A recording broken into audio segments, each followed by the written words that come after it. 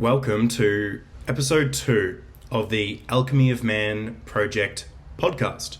In today's episode, we have Frankie, one of the men from Ballarat Squad, and he has been in the men's group for about 10 months. And so this episode is just a discussion all around his experience of being in the men's group for the last 10 months and, some of the highs and lows of that experience. And later in the episode, we also discuss some aspects of what society needs to improve men's mental health. I hope you enjoy this episode, and like always, if you can share it and do all of those social media things, that would be much appreciated, because the more men that this podcast gets to, the better. Because these conversations can truly transform the way that we perceive men's mental health. Thank you and enjoy. Here he is. All right. Cool. Recording. Here we are. I'm basically just making this up as I go. So I'm just being transparent in that. And obviously, if we need to clean up anything, post production, that we will that we will do that. So yeah, just speaking obviously directly to that. But yes, we're doing a podcast. We're doing a thing. Technology, mate. Technology. So I guess I sent you the questions, but I'll obviously ask them sort of one at a time and just give you an opportunity to that, and we'll just flow. We'll just see, take this one step at a time, and just see how it all comes out on the other side. All good. Cool. So yeah, let's just start off with the basics. Who you are, and give a little bit of a background story in who you are. Okay. Obviously, Frankie. First, Frankie. Yep. Beautiful. Yeah. First names. Yep. Good. Married 22 years, 3 kids ranging from 27 down to 10. Have a professional career, as well as my own business. Obviously live in country Victoria, originate from England. What else is to say? Does that cover the basics? Yeah, no, that's perfect. That's that's a general oversight, and do you mind sharing how old you are? I'm 49. 49. So, good man. Yeah, great, fantastic. Hence the grey. yeah, the grey is coming through. And I guess so. Primarily, that's a bit of a personal background as to you, but the biggest question, and I guess in a way why we are here, is what drew you to this work? Like, what drew you to Alchemy of Man Project? What drew you to men's work? I guess let's sort of dive into that framework of question. Yeah. Obviously, my initial conversation with this was an inquiry just into reconnecting with yourself. I still remember walking around the lake at Wendouree here, just having a chat, and obviously you mentioned about it being put in the local courier in regards to sort of what you were doing, which at the time triggered my interest on the back of losing my brother, which is 12 months ago now. Took his life. I sort of come to realisation that I needed to make some changes in how I show up as a man, as a brother, as a partner, as a father, as a person in general. That hour walking around the lake was enough to inspire me to reach out and obviously come to group. and nervous as buggery going in. Didn't know what to expect. Shields were up. Really just, I suppose, walked in with an open heart to see what it was about. Had no preconception of exactly what was involved. I had boundaries I had put in place, as in when I first walked in. I'm not into cuddling. I'm not into that physical sort of space. To be pretty much inundated with guys, previously told, hey, Frank's not a hugger. Didn't care, just come out and went bang, which, was just like, yeah, that was it. It was done. I think Jezza was the first one. Yeah. I was going to say, I gave him all a note, like, look, he's just, all he's asked is that he doesn't get inundated with hugs. And then Jez didn't get the memo. No, and it was just like, shit, that's different. Yeah. So for me, ultimately, going into the group, as I said, had no preconception exactly what was involved. Listening to the guys talking about their background, where they come from, things they're experiencing, started to piece together. Obviously, I'm not alone. With things that are showing up for me, things I do, quirks, and all those other bits and pieces, and got an idea of what the framework was involved, and your story, for where you come from and how you've done it, what you've done with it, what you're bringing to the group, have really inspired me. That's the only way I can say it. And what's the word for it? Insanity is doing the same thing and expecting different outcomes. I was doing the same thing. I was making the same mistakes, same problems, same issues, and just wanted to change. So, and this was a platform, a grounding to where I can delve into myself, why I do things the way I did, and it's been what 10 months. Yep. And haven't looked back. Yeah. It's wild. It's wild to me that it's only been 10 months. I mean, you've come so far in somewhat of a short period in time. But it just speaks to how ready, I guess, you were.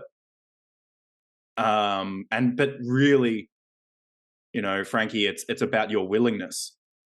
Because ultimately, it was your willingness that really, to me, seemed to catapult you into the group. Into reaching out to me first, and then joining the group, and then the willingness has been there, throughout the process, I guess. So yeah. I mean, the reconnection side of stuff is something I realised I was doing wrong. It was the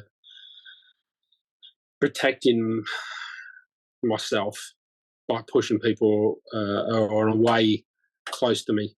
So, that's it's a learned behaviour. It's a defence mechanism which I had embraced, and it served this purpose. But reconnecting with yourself and others at that point in time was a big step for me to do, because ultimately it was showing my vulnerability. Didn't know what to expect. Didn't know what was going to get told to fuck off or whatever it may be. But credibility wise to yourself and myself for having the guts to do it. Yeah, as I said, haven't looked back. So sometimes you just don't know if you don't know. Damn straight. Yeah, damn straight.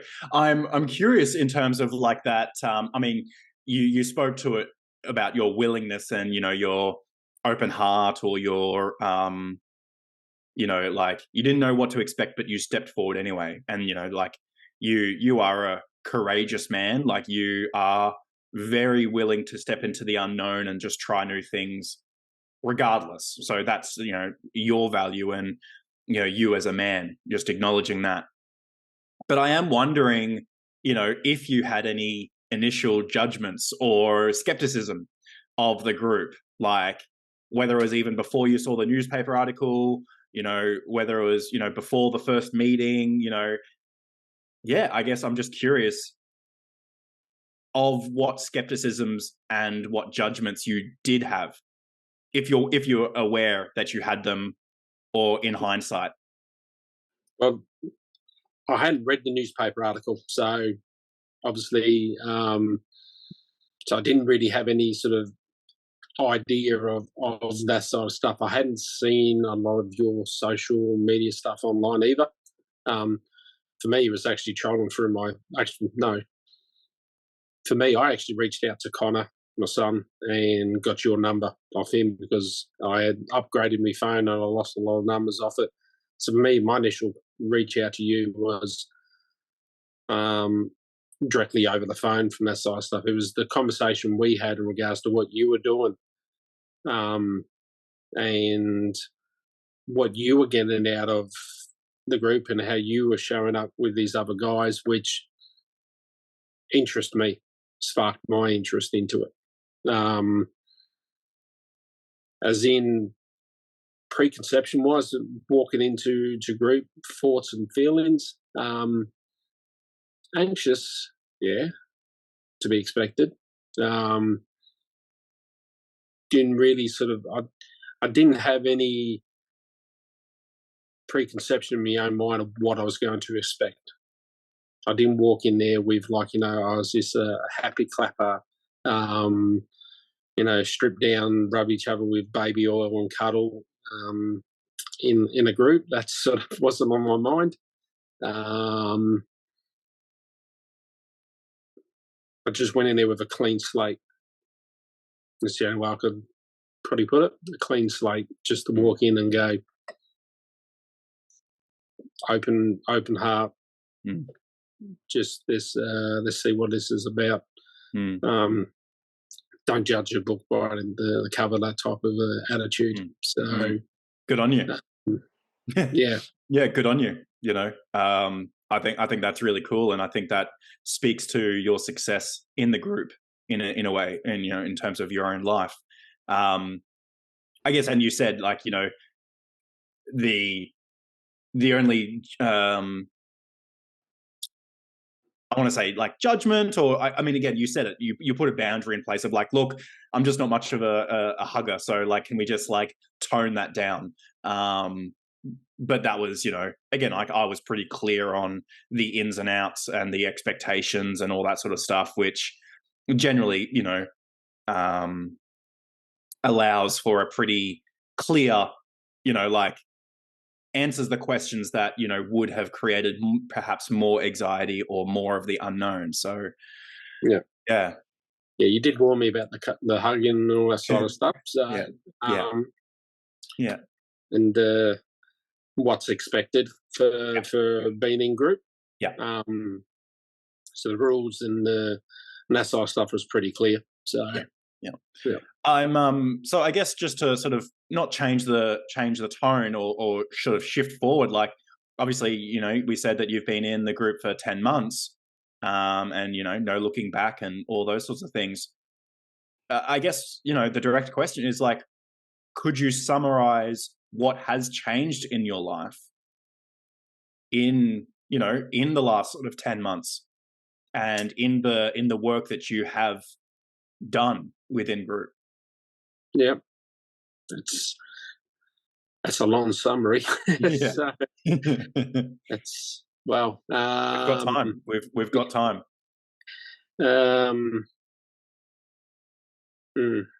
Where do you start?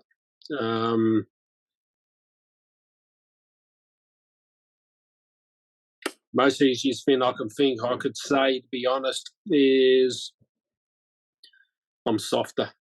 I'm not so abrasive or we call it shields up, protective of myself, a little bit more open to looking internally into myself. As far as in why I react certain ways, why I behave in certain ways, and the things I do or the things I did do, as in pushing people away or losing my cool, being a grumpy bastard, and that's softened, but not in a weakness side. More understanding. Yeah, I think openness.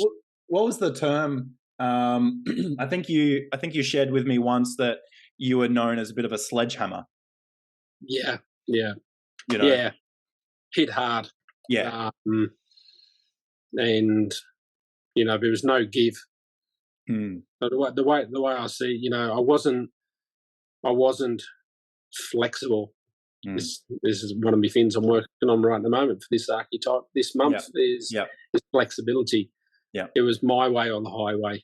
Yeah. And that's been a long-term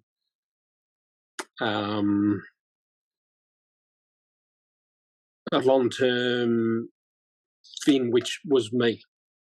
Flexibility wasn't not there. I wasn't flexible with my my mentality, how I showed up. It was my way or the highway, and yeah, it didn't serve me well. So it did at the time. Well, it served something. Yeah, it doesn't serve me now. So the biggest thing is, I am more flexible. I am more softer. I'm not a sledgehammer. I'm a little bit more inquisitive. I'm a little bit more understanding in how certain things may trigger me or may rub me up the wrong way, and how I react to it. Got a little bit more internal insight in why I do why I did and how I acted. Yeah. So that's probably one of the things I've certainly really changed with. Being a lot more grounded in myself, a lot more calmer, through understanding really how I show up, the effects of how I show up, what effect that has on me, but the outside world, what that really shows up as. One of the biggest things I wanted to do was build a relationship with those close around me. So being able to soften is open the doors to be able to do that. To whether or not it's with my girls, with my partner, with my fellow brothers, family members. Yeah, it is really really opened up the doors. So from that sort of stuff, things which I previously missed out on because of my rigidity, is now no longer there. So relationships have blossomed, connections there, strength in my own curiosity, and yeah, as I said, that ground inside of stuff. I'm a lot more settled in myself. Yeah, fuck. And that's sort of like the tip of the iceberg, and I guess the real thing that reflecting back to you, both in knowing you, but obviously what you've shared here, is just the flow-on effects of all those things. You're not as hot, you're not as reactive, you're not as abrasive, and so the ability to feel more connected. Like as we said, those shields, the rigidity served you at one point. It served you by keeping people away, which kept you safe, or a sense of feeling safe. But it also kept you feeling disconnected. And so then, you're like, I mean, fuck, you're a successful guy, right? But again, that there's a sense of, I don't know, like I don't want to say emptiness. Sorry, you go. Depends how you measure success. Well, true, yeah. Like on paper, successful, but then unfulfilled. Maybe is the there was just this thing within you that I saw that just felt void-esque, hollow. That's the only thing I can put it down to. I was hollow. Yeah. But I wonder, sometimes I was telling myself I'm hollow. Mm-hmm. Not. Stuff was there, but I just squeezed it that tight, controlled it that much that it did feel empty. There was certainly space to grow. So, but yeah, and that's a great thing. Yeah, and I guess it's just like for you to actually be able to acknowledge your own success and your ability to actually feel enough, feel like like just that sense of embodying your success, something that I definitely see in you, that equally I see in myself and so many men, is that sense of, it doesn't matter how much we do, there is still that emptiness, or that sense of like not enoughness, and it's just consuming. It certainly was a driver in my life to be the best I can. And the best I could be was keep pushing, keep working hard, just bury your head in the sand, and just keep focusing on what I could control, and controlling everything else around me by pushing it away. So, or attacking it, or losing your cool, or the hitman. Yeah. Oh, the hitman. Yeah, very much. Yeah. I guess I'm curious in terms of like talking about in-group, stuff. What's been one of your favorite processes, or what do you sort of, when you think about the things that we've done in group, what's one thing that just really sort of, bubbles up and rears its head as in terms of the thing that you're like, yeah, I really liked that, or I got the most out of that? There's things in group I don't like. We'll get to that. I mean, if you want to start there, that's my next question. But if you want to start there, then we can move on to the let's start with the good stuff first. To be able to sit in group and listen to someone else talk and reciprocate, to hear them, to listen to them, without judgment, without telling yourself a story, without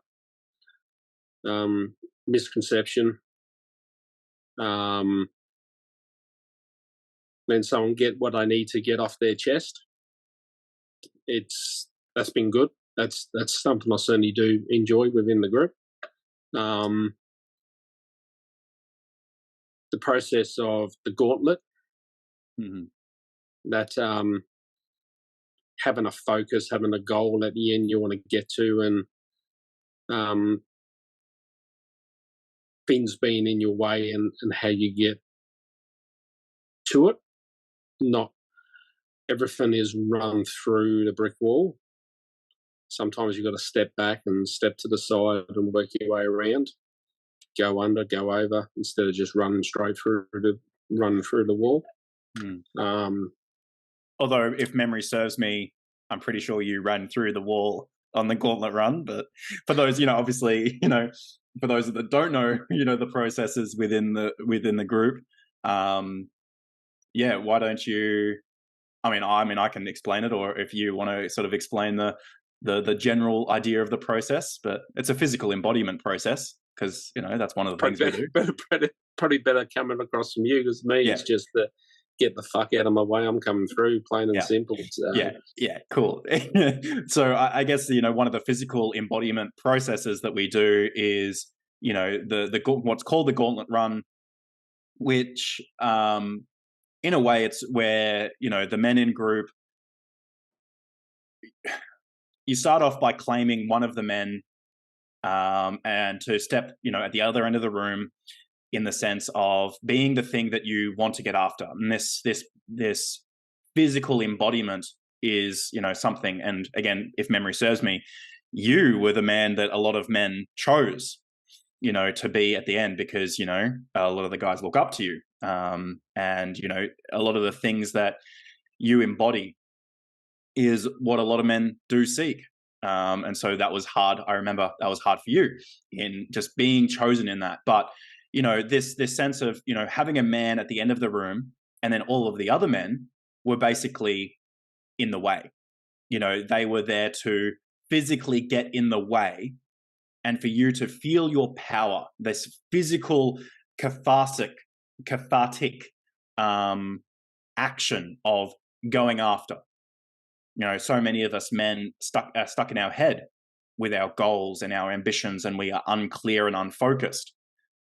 But this sense of the gauntlet run is a process where you put something in front of you and other men will stop you. But the men aren't trying to stop you in terms of, they're trying to liberate you from the things that you keep stuck in yourself, and in the ways in which they can embody, fear, anxieties, not being enough, your own rigidity, the sledgehammer, And so you said perfectly, instead of just trying to bowl them over, which, you particularly might have, enjoyed and did, but certainly you can see the consequences of that as well. And, again, it's just a teaching moment. But I guess the biggest thing around the gauntlet process is the debrief, and like all processes, it's that debrief of how it felt to not only put a man out in front of you to go get after, but also how it felt for men to resist you, and how it felt to see, the consequences of men, near well being knocked out, not that way, but also, and as again, it's like that physical action, that embodiment of like going after something. So 100%. That physical aspect, or the physical side stuff within group, whether or not it is doing some push-ups and squats and those type of things, the Wim Hof, the breathing, grounding yourself, focusing on your internal breath and where you feel inside. I really enjoy that process. That's something I've really taken on board from the group, is meditation and breathing techniques from that side of stuff. I'm doing it outside of group. I'm doing with other groups, like the breath session with Gina runs. I've really sort of embraced that and taken that on board, and it's been a bit of a mind blow, just in regards to how much difference that makes itself. other stuff within the group I really enjoy. The wins. Everyone get to share sort of, those little things which we do may get overlooked or not recognised, either from yourself or from those around you. So I think that's a good thing, because a lot of time we do stuff which is above and beyond and out the ordinary, and we just treat it as everyday normal, instead of saying, hey, no, you did a really good job with this. So that's something that I do enjoy. The connection within the brothers. Being able to sit there in group or even outside a group, we catch up for breakfast, to be able to talk and bond, and know that if something's wrong, if you need a hand, you need support, you got someone to turn to and someone to talk to, and hold you accountable for what you want to do. So too many things these days, I see it all the time. People say they're going to do something. Oh, I want to do this, I want to do that, and they never follow through. Being true to your word. These days it needs to carry more weight than what it does. So that really hits home with me. So. What's circling back to what you've struggled with or what you have disliked? What, the fire process. Yeah. That was the biggest. That's probably the biggest challenge for me. Okay. To be honest. Yeah, of course. I want your honesty. Apart from the physical hug from that sort of stuff. And again, it's my own mindset from my shields of protecting myself. As soon as someone questions you, as soon as someone doubts you or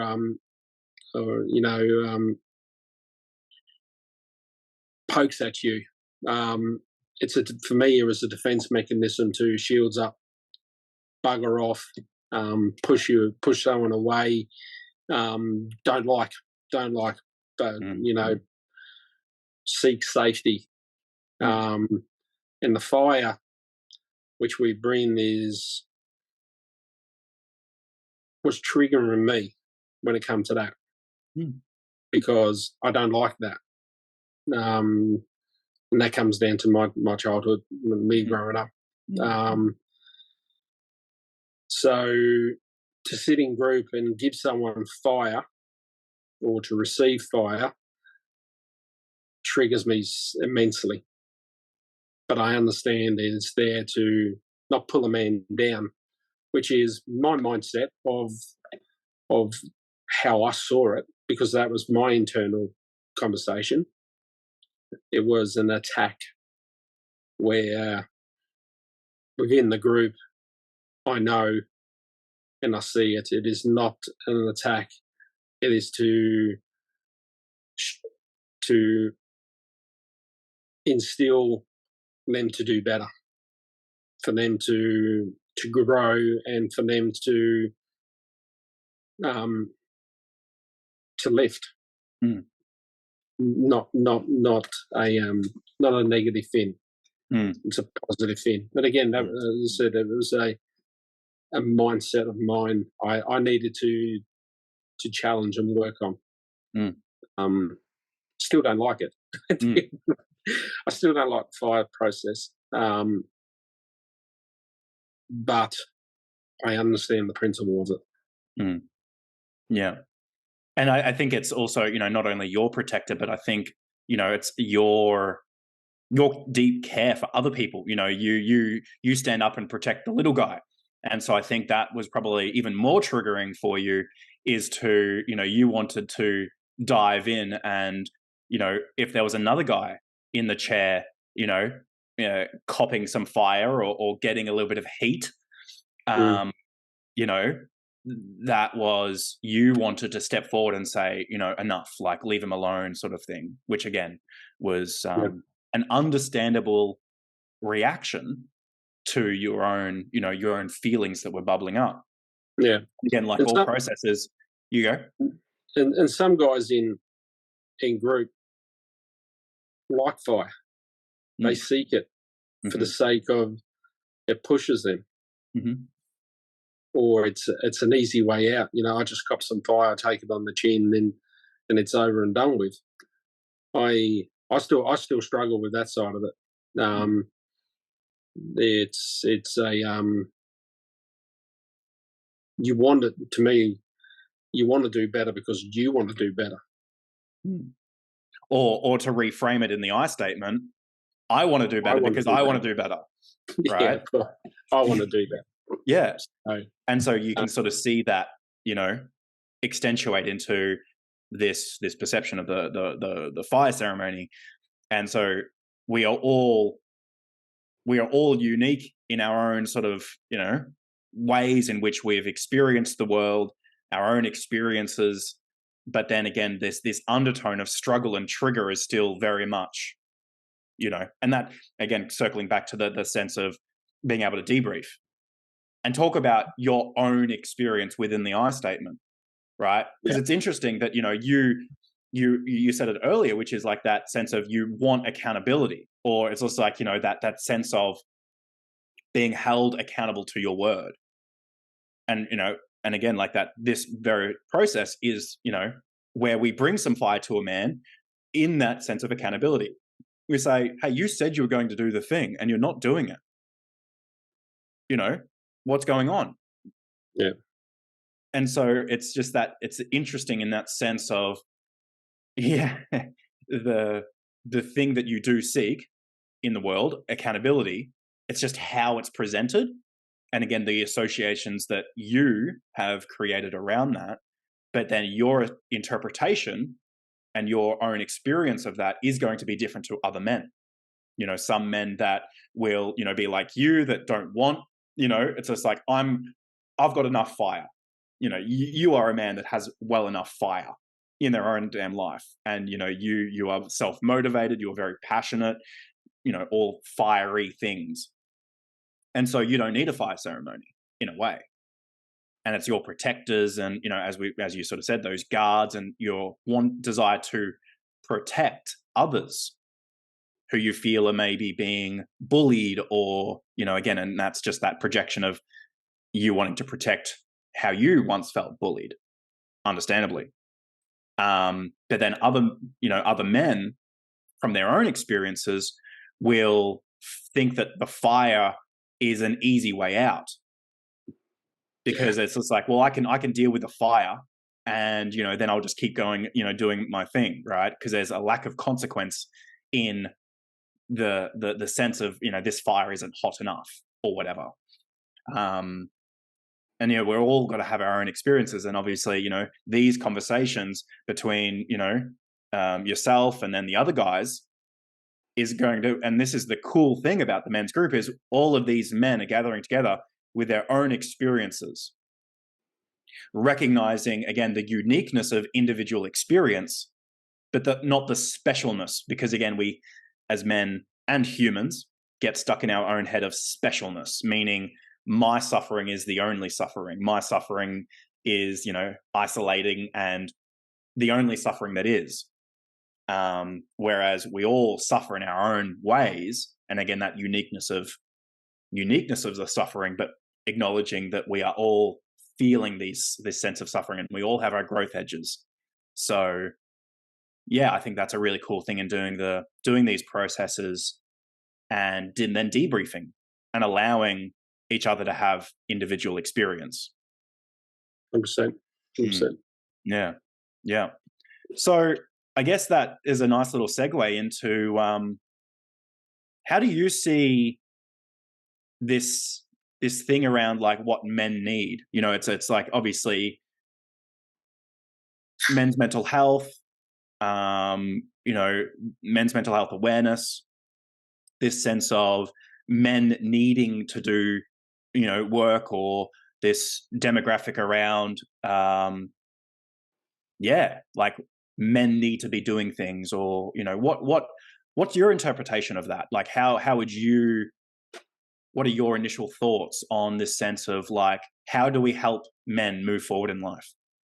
We as a society. Yeah. I mean, ultimately, we're our own worst enemies, to be honest. I had this conversation actually last night with my partner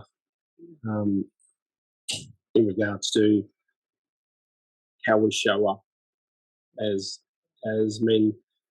I hear her on the phone talking to my sister, and it's 3 hours later, they're still chatting away in regards to anything and everything.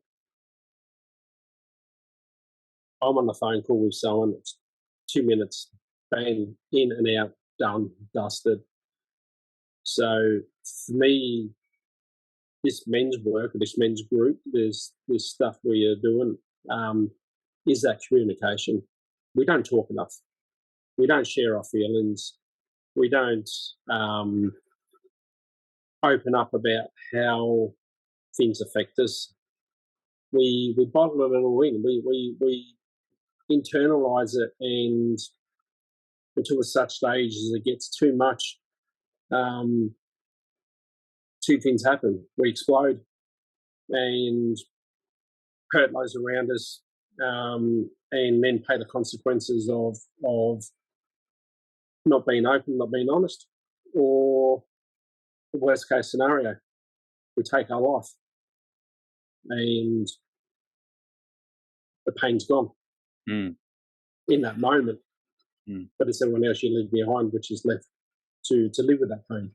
Well, it's still consequence. There's like, I love that wording around, we bottle it up until we explode, and then, other people have to suffer, or we implode and other people suffer. Yeah. And 100%. And it's definitely that bottling. I had a conversation with David just this morning, actually, and I said to him this sense of unburdening yourself so that you can live a liberated life. You can move forward in life, feel unburdened. But just because you're unburdening your stuff doesn't mean that you're a burden as such. Because I think that's a big thing apart, in terms of men's internalization is, if they share, they're a burden. Yeah. Or you're sick. It's a weakness. Yeah. Perceptively a weakness. Yeah. I mean, I grew up in an era of boys don't cry. Mm-hmm. You don't tattle on someone. If something's wrong, you hurt. Big, brave. That's that forced persona wise to cover things up. That was, I mean, to me that was the era which I grew up in. So, I mean, men, when you think about it, we go, what are we meant to be? We're meant to be the breadwinners. We're meant to be strong. We're meant to be physical.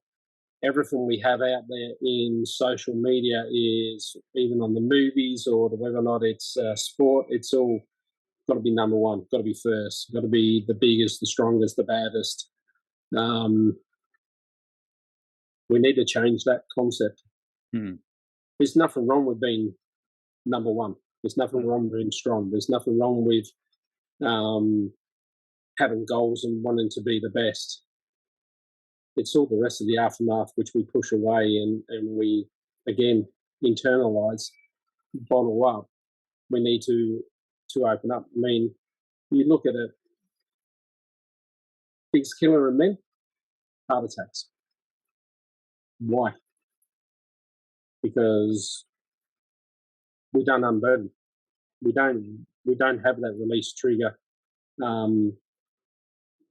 female counterparts have, or a lot of female counterparts have. So we don't release the pressure. We just keep taking it in and taking it in until such stage we can't take it anymore. So for me, the men's group, and then one of the things, the work we're doing is vitally important, is to be able to communicate, talk, open up, be present. To me, it could be coming to group and reaching out on the back of when my brother took his life. I had so many people reaching out to me and going, "Hey, I'm here for you. Hey, if you need anything, just let me know." But they're empty. It's empty words, because when you do need something, or you do want to talk to someone, they're busy. They got their own lives, and there's stuff happening from their side of stuff. One of the biggest things with the men's group is if someone reaches out within our official chat or the social thing, said, "Hey, I'm struggling," everyone replies. Everyone chips in. "Hey, what do you need? What can we do to help? What can we do to support you?" To whether or not it's actually physically being there or just having an ear and listening. I think that is probably one of the most strongest things we've got within this men's framework, is being able to talk without judging, without false promises and stuff like that. Physically just being there to say, "You're okay. What do you need? How can we support you? How can I serve you?"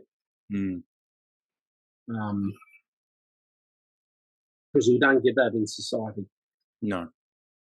Well, I mean, you do, but you don't trust it. I think that's the big difference, and I think that's one of the main reasons why we have the commitment of weekly meetings, because that consistency builds a sense of trust.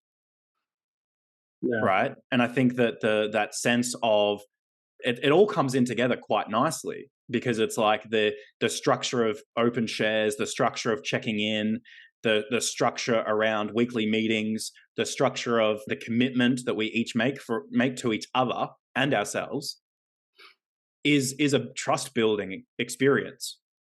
Yeah. And it is hard to trust out in their environment, because I mean, most men, when they catch up at football, down the pub,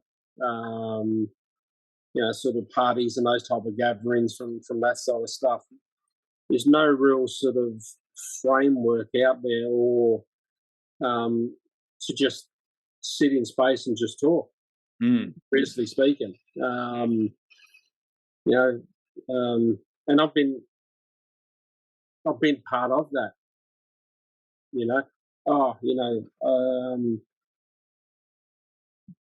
Being part of the brotherhood and connecting, compared to playing in a football team, or it's completely different. And people say, football's fantastic, you've got all your mates around you and the rest of it and stuff like that. When you're out in that field at that point in time, yeah, they are. But as soon as you're off that field, it's gone. Then where do you go? When you can't physically play football anymore, where do you go? Who do you talk to? Who do you, I mean, I see a lot of it because my work,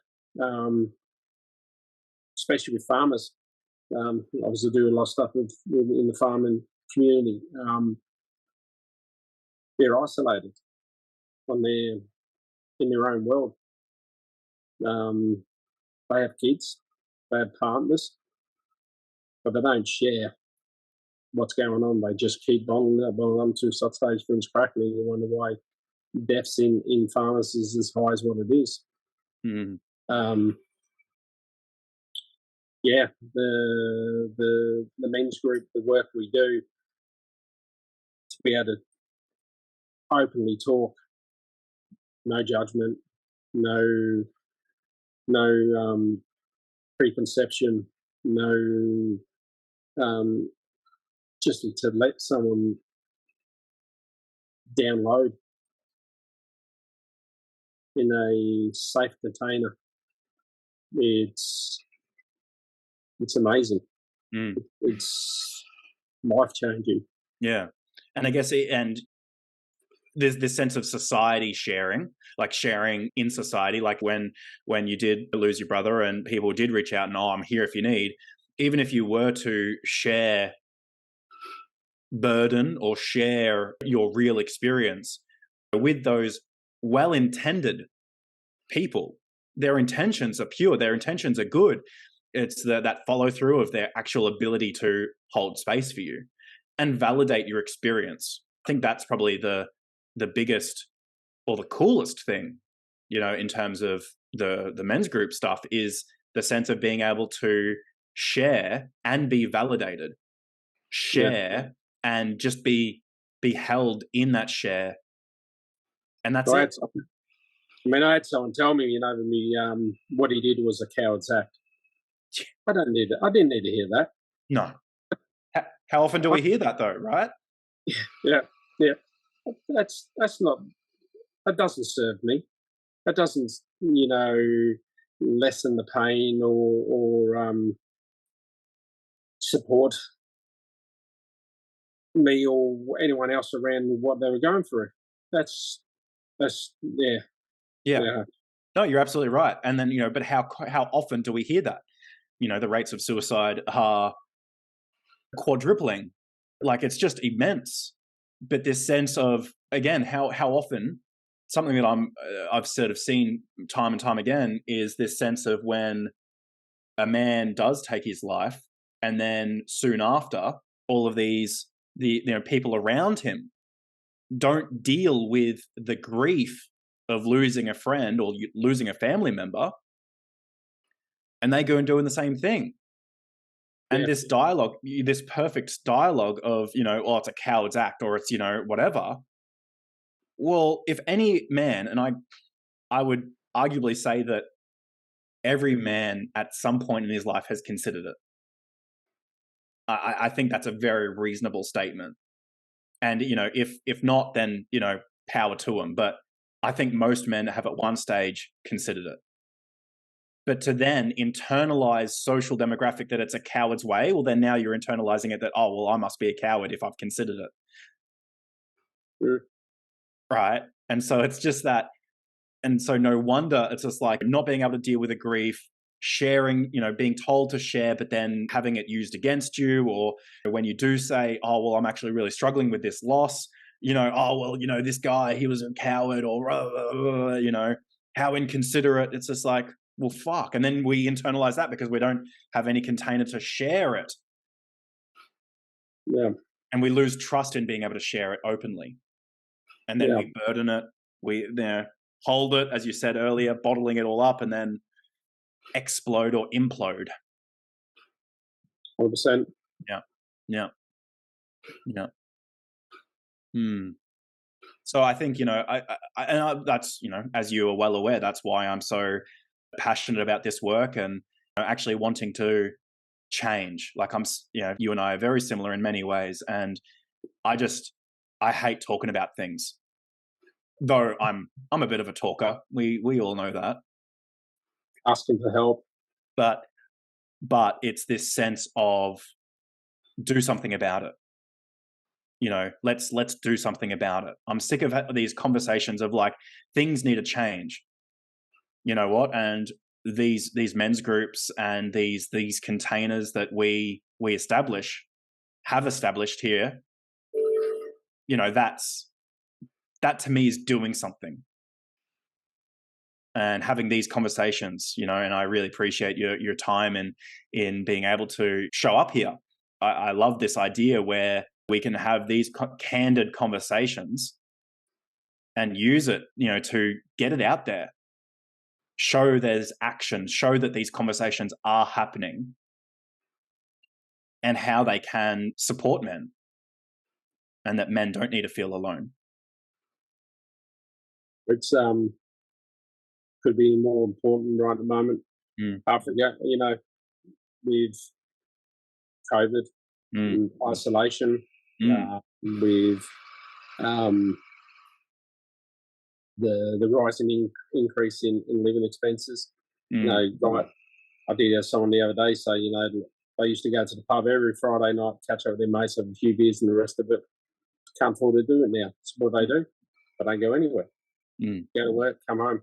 You know, so just mentally, I'm not promoting drinking from that side of stuff, but that social gathering or connecting with someone, regardless of how it was, is important. And we're starting to lose that a lot more. So, I don't think age makes any difference. You know, we need to be making more effort with our kids, the younger age, to be more open with their sharing thoughts and feelings, especially with the guys, young boys, to be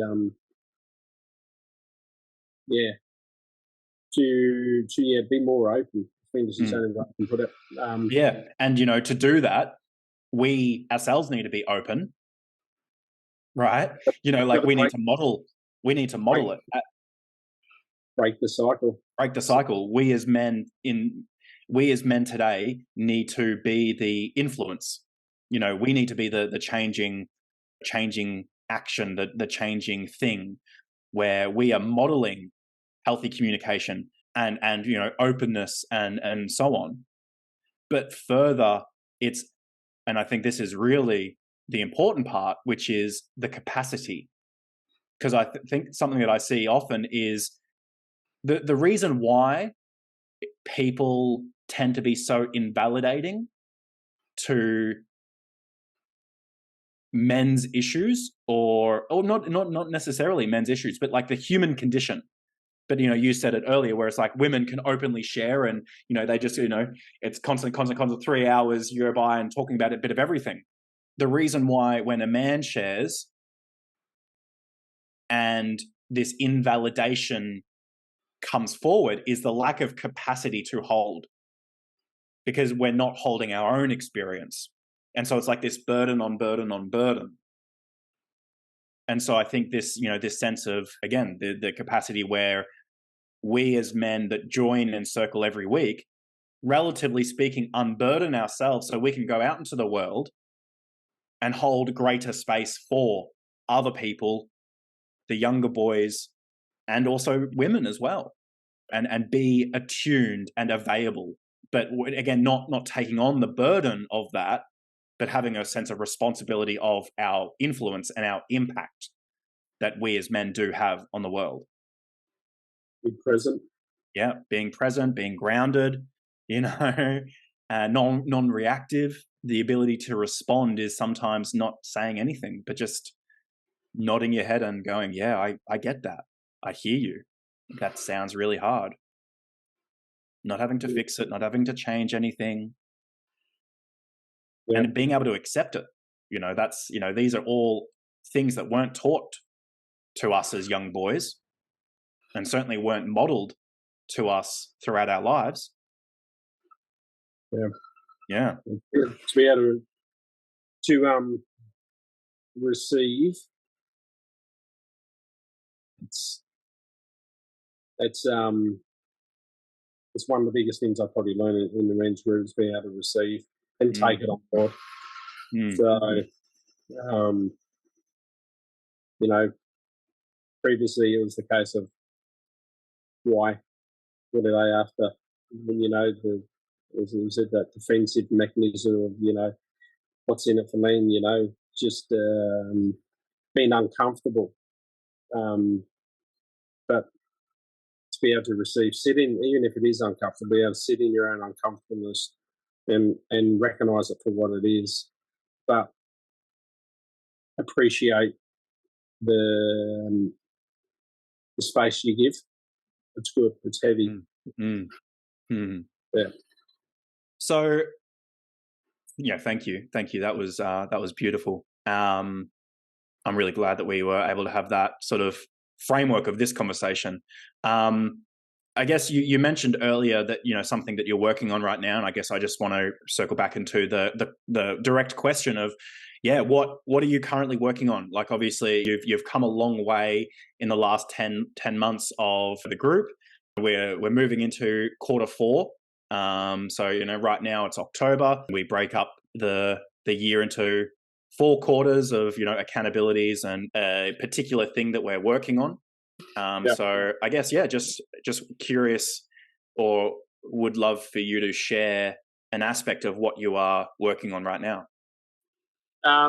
So for this quarter, for the archetype wise, I was working on is the magician. So the wizard. So hence the beard. But for me, it was about flexibility and growing, learning, and training myself from the physical aspect, mental aspect, as well as the social aspect. So you've known me a long time. Flexibility is something that I was never ever was, physically or emotionally. So me, I'm bringing curiosity into my world in what I do, and that curiosity is by, okay, something happens, someone says something to me, and it triggers me, it pisses me off. Why? Curiosity or the flexibility is not to react to it, to sit in that comfortableness. Why? But look inside and look into, why did that trigger me? Why did that annoy me so much? And to be able to journal on it, write down what shows up. To get it out of the mind, get it out of the head space, because sometimes you get too much noise in there. So to be able to put it down on a piece of paper is a way of clearing. But to be able to, as I said, drill down into why do I react the way I did, or why does that annoy me the way it does? Show curiosity into that. So, is it something from the past which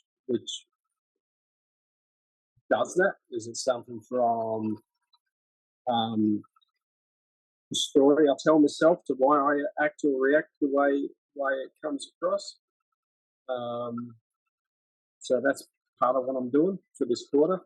I'm doing some reading as well. So from the learn, the educate side of stuff, the Untethered Soul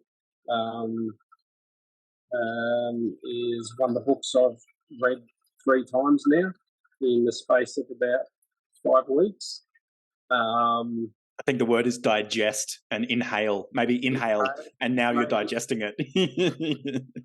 So that's really opened my eyes up a lot. And what I'm doing is I've allowed myself a chapter each week, and that chapter each week is to really read it, take it more on board, but reflect in a journal, in writing, on what shows up in me in that. What does that mean to me? Like one of the chapters talk about the inner voice, the roommate, the one who whispers in the back of your mind, oh, should you be doing this? Are you going to fail? What happens if you fail? That sort of internal voice which annoys the crap out of you and stops you from sometimes doing what you should be doing. So really just delving into that aspect of each one of the chapters and what shows up in that book, and reflect on how it shows up in my life and how I show up as a man. And one of the other ones, as I said, was the flexibility. So physically, flexibility hasn't been my strong suit. So I'm really pushing the boundaries of doing some yoga. So I told my girls I'm going to do some yoga 3 days a week. Look to have a crack. Which after they had a fit of laughter and rolling on the floor with tears in their eyes of me doing yoga, and they're like, there's some really difficult poses and other bits and pieces involved with this, and you go look really funny doing it. And I'm like, previously that would have annoyed the living daylights out of me. That would have really chewed away at me, that self-doubt. I can't do something. And I'm just like, okay, they're laughing at me. That's all right. They can laugh. I'm not taking it on board from that side of stuff. But what I've done is I've opened up, encouraged a bonding session with them to do it with me. They're teaching me. And I'm teaching them by showing that even if something's uncomfortable as what it is, I'm still doing it. I'm still having a crack at it. And the goal is to be able to bring some flexibility into my life, into my physical being. The same way with the meditation has a grounding, as a clearing, and a mentality wise. That's this quarter's stuff I'm working on. So I love it, and I just love the aspect of humility in being able to just cop that on the chin of letting them laugh, but also letting them teach you, once the laughing sets aside, and then going, oh shit, dad's legit, he's really, and having that as a connection point, which is a flow-on effect, if you don't mind me sharing, of your last couple of quarters, which has been about connection, where it's like reconnecting in and being a present father and partner, the lover archetype, and just seeing how that has transformed your life and your relationship with the girls is just incredible. And so then it's for you having that flow-on effect of now almost utilizing the growth that you have achieved thus far, and it being able to flow on into, the rest of your life. But this now quarter, something completely different, but it has its benefits. So I just think that's so cool. I think this morning I shared a little video dialogue of cooking with the girls. Yeah, I saw that. Yeah, that was cool. Yeah. So, and the bonding, that sort of stuff, for me to be able to teach and educate them and show them, and to be able to enjoy that bonding moment, that time together. It's good, and just be able to have that little video dialogue showing of the growth from that sort of stuff as well, is in their own competency in to do what they need to do, and that connection that really hits home. So it's powerful. And I actually love the video in the sense of you acknowledging it as well.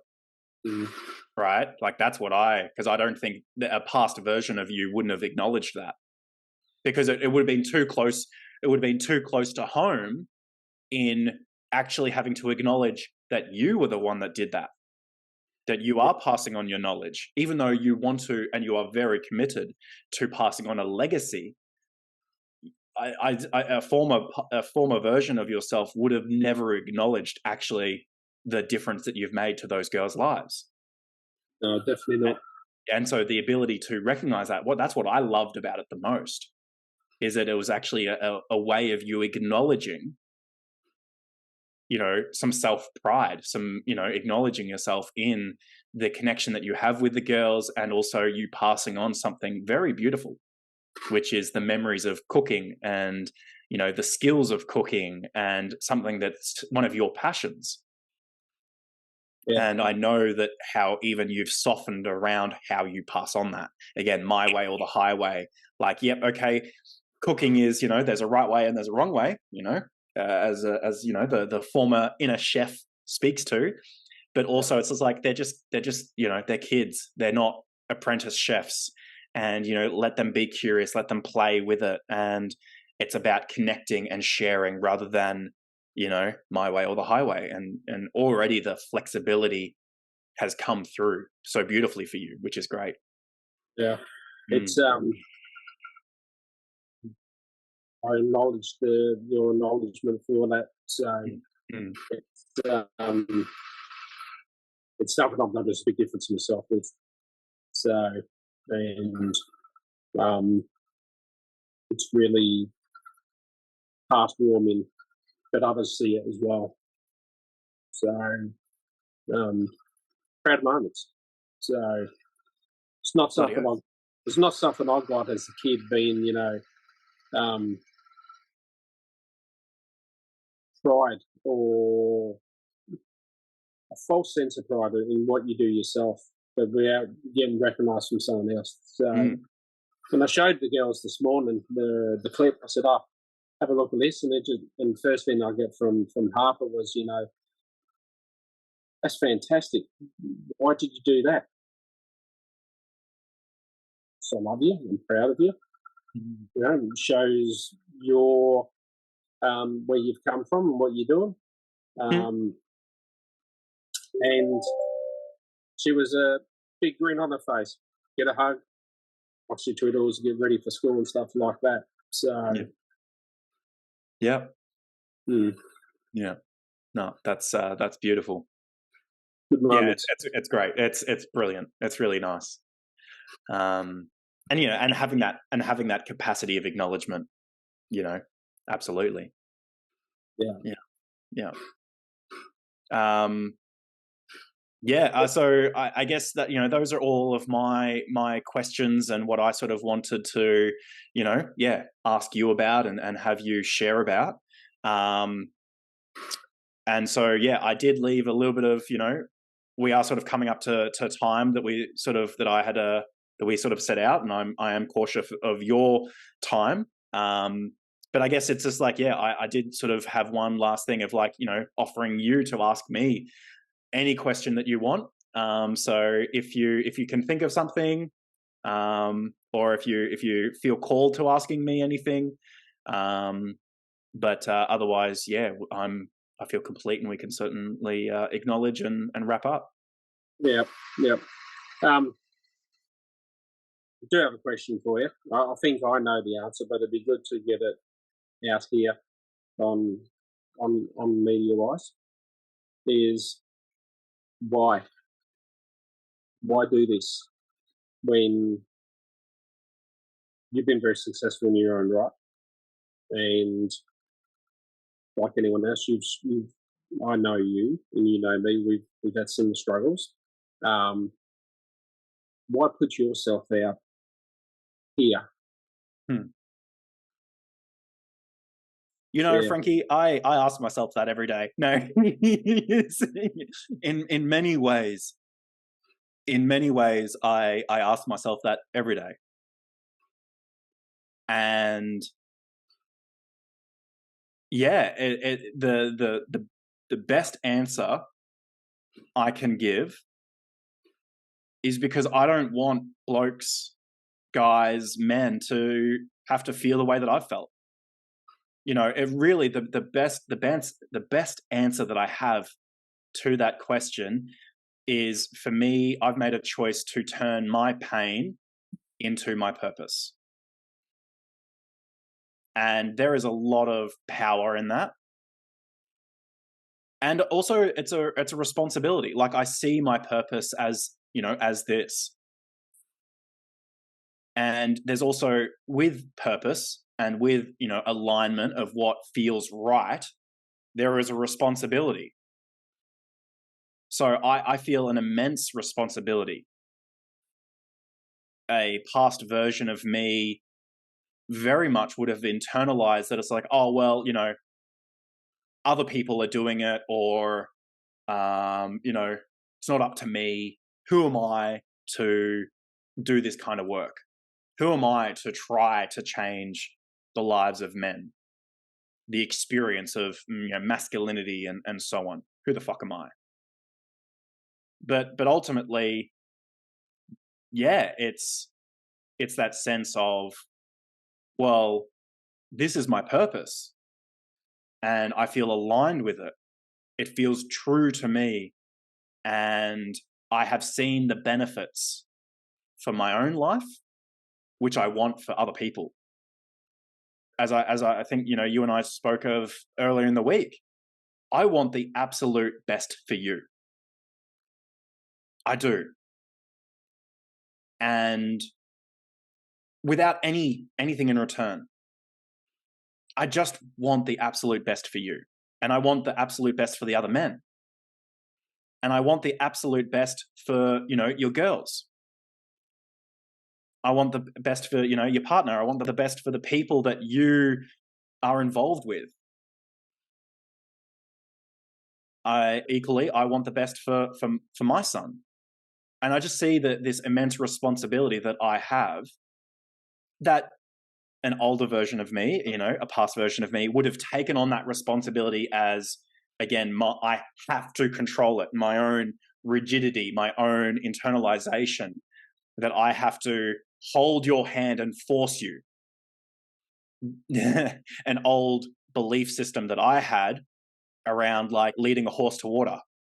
My responsibility is to grab the horse by the throat, carry it down to the water hole and dunk its head in, because I knew it was thirsty.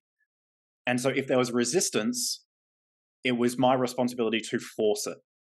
Whereas now it's like, well, my responsibility lies in asking the horse if it's thirsty, offering it the water, and that's it. That's where my responsibility lies. I want the best for the horse. I want the best for the man. I want the best for society. And it's my deep passion to share what I have to share and to be to do my work around acknowledging my own self-worth, my inherent enoughness.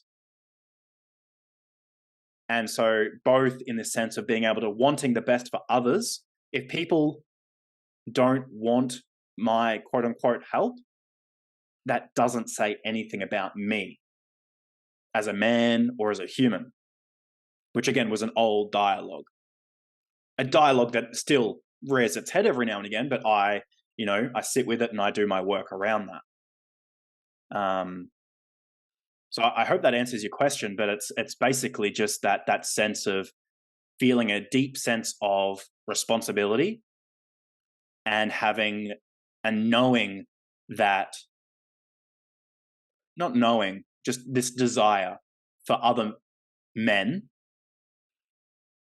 to not have to suffer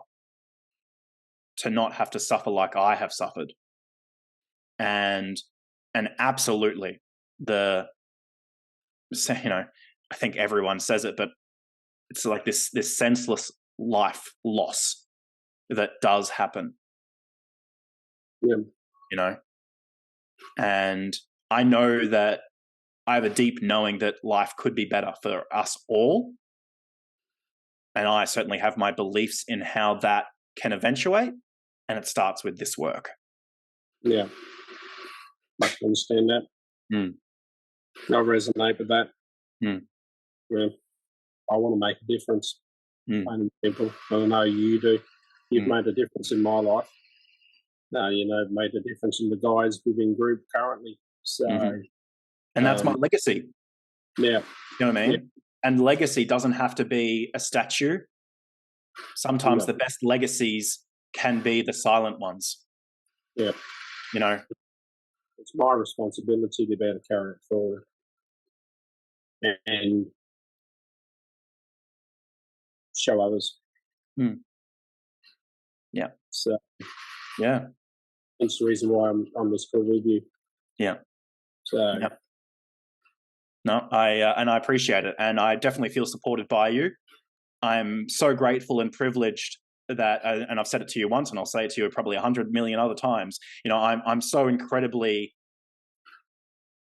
grateful and privileged that you did reach out to me. Back earlier in the year, that we were able to reconnect, that you were willing to do this work, and I'm so fucking proud of how far you have come. I'm so glad that you that it has benefited you in such a way. I knew that it would, but I guess, not surprised, but just, it's just great. It's so great to see that it has made such an impact. And that's just an extension of your willingness, which, I acknowledge. As you said to me, I'm a very driven person. Mm. So when I set my mind to something, I set my heart to something, I will go all in. Mm-hmm. So, and you reap the rewards because you do that. It's surprising, actually, the rewards. It is. Mm-hmm. Because a little pain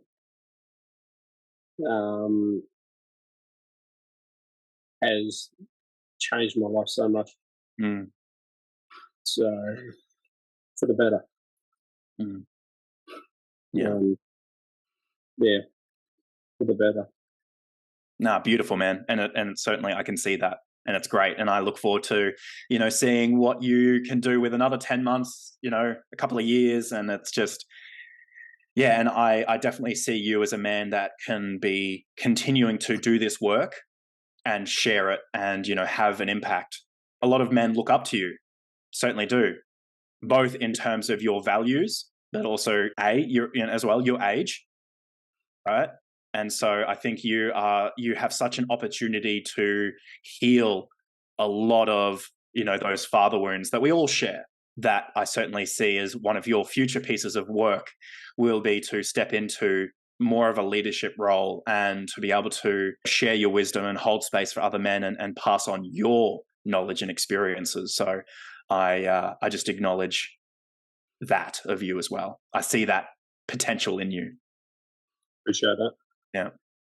But yeah, I've really appreciated this conversation, and I very much appreciate you for keeping me accountable to my word and to, holding a little bit of fire to my feet in, getting this happening. Again, I'm in the trenches. I'm doing the work as well. And I've been saying that I want to do this thing for a long time. And old Frankie comes all along and just says, all right, well, then what are we doing? And when are we booking this call? So I really appreciate you bringing some fire and some passion to me in my life.